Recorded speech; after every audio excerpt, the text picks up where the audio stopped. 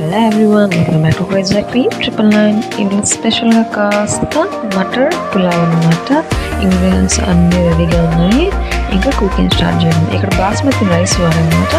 ఆ ఫ్లేవర్ డిఫరెంట్గా ఉంటుంది కదా, దాని గురించి. ఒక గిన్నె వేడైన తర్వాత తగినంత ఆయిల్ వేసి హీట్ అవ్వనివ్వాలి. ఆయిల్ వేడైన తర్వాత ఈ మసాలా దినుసులు ఏవైతే అన్నీ యాడ్ చేసిన తర్వాత ఫైన్గా కట్ చేసి పెట్టుకున్న ఆనియన్, పచ్చిమిర్చి అన్నీ యాడ్ చేసేయాలి.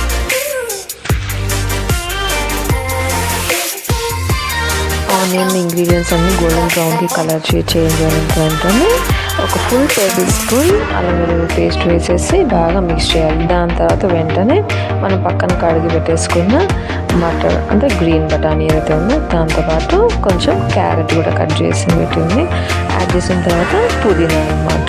1 కప్ ఆఫ్ పుదీనా యాడ్ చేసి బాగా మిక్స్ చేయాలి. ఇంగ్రీడియంట్స్ అన్నీ త్వరగా మగ్గడం కోసం అని చెప్పి 1 టేబుల్ స్పూన్ ఉప్పు వేసి బాగా మిక్స్ చేయాలి. దాని తర్వాత వెంటనే బాగా పుల్లగా ఉన్న ఒక ఫుల్ ప్యాకెట్ పెరుగు వేసి మిక్స్ చేయాలి.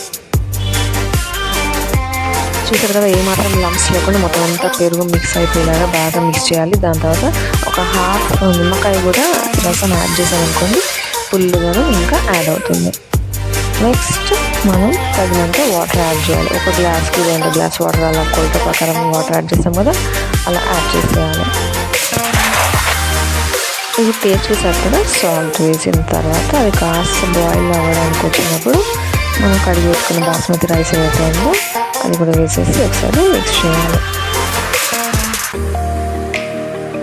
చూసారు కదా, బాస్మతి రైస్ త్వరగానే ఉడికిపోతుంది కాబట్టి ఎక్కువ వాటర్ యాడ్ చేయాల్సిన అవసరం లేదు, ఎక్కువసేపు ఉడకనివ్వాల్సిన అవసరం కూడా లేదు.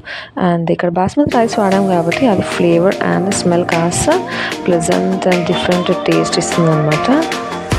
ఫైనల్లీ మటర్ పలావ్ రెడీ అయిపోయింది.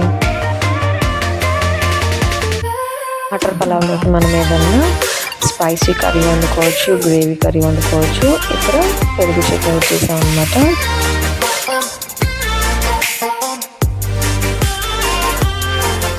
చూసినట్లయితే రైస్ చాలా పొడిగా నైస్గా ఉడికిందనమాట.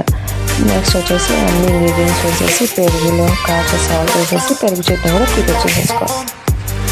అంత సింపుల్గా మటర్ పులావ్ అండ్ పెరుగు చట్నీ రెడీ అయిపోయింది. స్పైసీ కర్రీ ఆల్రెడీ రెడీగా ఉంది. హోప్ఫుల్లీ వీడియో అందరికి నచ్చింది అనుకున్నాను. Thank you so much for watching. Take care.